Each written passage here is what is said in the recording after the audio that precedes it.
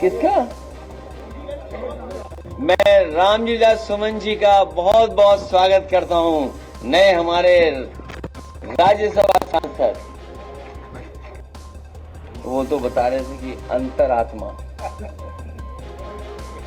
अंतरात्मा से वोट दिया है। लगता तो ये कि अंतर खात्मा हो गया। यूपी में राज्यसभा के लिए चुनाव हुए, जिनमें सपा और बीजेपी में तगड़ी टक्कर देखने को मिली। शाम होते होते 8 बीजेपी के प्रत्याशी और सपा के 2 प्रत्याशी वोटिंग के आधार पर राज्यसभा में जगह बनाने में कामयाब रहे। राज्यसभा की 10 सीटों के लिए दोनों पार्टियों ने 11 प्रत्याशी मैदान में उतारे थे, जिनमें बीजेपी के 8 और सपा ने 3 प्रत्याशियों के नाम आगे किए थे। सपा के 3 प्रत्याशियों में आलोक रंजन, जया बच्चन और रामजी लाल सुमन का नाम था। इन तीनों में से सपा के जया बच्चन और रामजी लाल सुमन ने वोटों के आधार पर जीत हासिल की, लेकिन आलोक रंजन को हार का सामना करना पड़ा। सपा प्रत्याशियों की जीत पर सपा मुखिया अखिलेश यादव ने खुशी जाहिर करते हुए कहा, मैं रामजी लाल सुमन का स्वागत करता हूं, जो हमारे नए राज्यसभा सांसद हैं। मैं रामलीला सुमन जी का बहुत बहुत स्वागत करता हूं, नए हमारे राज्यसभा सांसद। वोटिंग के दौरान लगातार सपा के कुछ विधायकों के क्रॉस वोटिंग करने की बातें सामने आती रहीं। कहा जा रहा था कि राज्यसभा चुनाव में सपा के कई विधायकों ने पार्टी के खिलाफ जाकर भाजपा उम्मीदवारों के लिए मतदान किया है। सपा के 7 विधायकों ने एनडीए के प्रत्याशी के पक्ष में क्रॉस वोट किया, जिनमें राकेश पांडे, अभय सिंह, राकेश प्रताप सिंह, मनोज पांडे, विनोद चतुर्वेदी, पूजा पाल और आशुतोष मौर्य के नामों की चर्चा लगातार बनी हुई थी। तो वहीं सपा विधायक महाराजी देवी ने वोट नहीं डाला, जिस पर अखिलेश यादव ने कहा, वो तो अंतरात्मा की आवाज कह रहे थे, लगता है उनका अंदर खात्मा हो गया। वो तो बता रहे थे कि अंतरात्मा से वोट दिया है। लगता तो ये कि अंतर खात्मा हो गया उनका। साथ ही अखिलेश यादव ने नियमों के अनुसार कार्रवाई करने की बात कही। आगे क्या कुछ कहा, आइए सुनते हैं। भारतीय जनता पार्टी को पार्टियों को तोड़ना पड़ रहा है और भारतीय जनता पार्टी को एक अपना गुट अलग बना देना चाहिए।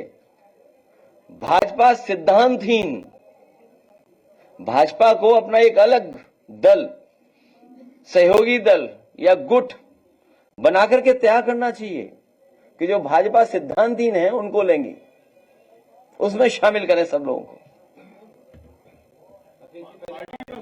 पार्टी की तरफ से क्या कार्रवाई की जाएगी जिन्होंने क्रॉस वोटिंग की है? ये कौन सी नई बात बता रहे हो आप? हमारी ही सुन करके बता रहे हो? कोई अपनी बात बताओ। अरे कोई नई बात हो तो बताओ। जिन्होंने क्रॉस वोट किया है उनका क्या जाती है, फिर आपके विधायक जाते हैं और वो आरोप लगा रहे हैं कि आपको खैरो खबर नहीं थी। इस तरह के आरोप पर क्या कहेंगे अखिलेश यादव? जाने वाले को कोई नहीं रोक सकता, और आपको तो ये सवाल मुझसे नहीं पूछना चाहिए, ये सवाल भारतीय जनता पार्टी से पूछना चाहिए, जो मर्यादा पुरुषोत्तम राम से क्या सीख रहे हैं। उनकी मर्यादा कहां है? आपको मंत्री बनाएंगे, आपको कुछ और बढ़ा दे देंगे। अभी एक पत्रकार साथी कह रहे थे किसी को लोकसभा दे देंगे।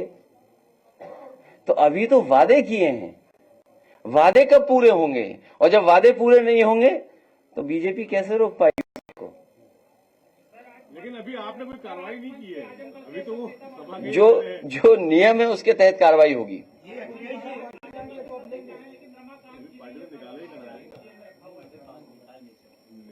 उनके सामने जानबूझ करके भारतीय जनता पार्टी ने संकट पैदा किया है। क्या कुछ की वापसी की उम्मीद है? क्योंकि अभी आपने कोई कार्रवाई की नहीं है। आप भी यहीं रहते हो, हम भी यहीं रहते हैं। और सुभाषपा के 2 लोग इधर आ गए, क्या पार्टी ज्वाइन करेंगे? नहीं, सवाल ये नहीं है। सवाल आप लोग पत्रकार साथियों, क्या पैकेज, जैसा दाना वैसा गाना। अरे भाई, आपको ये पूछना चाहिए और अंतरात्मा से आपको ये बताना चाहिए कि क्या पैकेज मिला तो समाजवादी पार्टी को छोड़ के चले गए। तो पैकेज बता ही नहीं पा रहे हैं। कोई अभी पैकेज बता रहा था कि लोकसभा रायबरेली मिलेगी। तो अभी नहीं, अभी जब चुनाव हो जाएगा उस समय पता लगेगा कि किसको पैकेज मिला है कि कोई खाली हाथ लौटा है। राज्यसभा के लिए हुई वोटिंग की बात करें तो इनमें से सबसे ज्यादा वोट सपा उम्मीदवार जया बच्चन को मिले।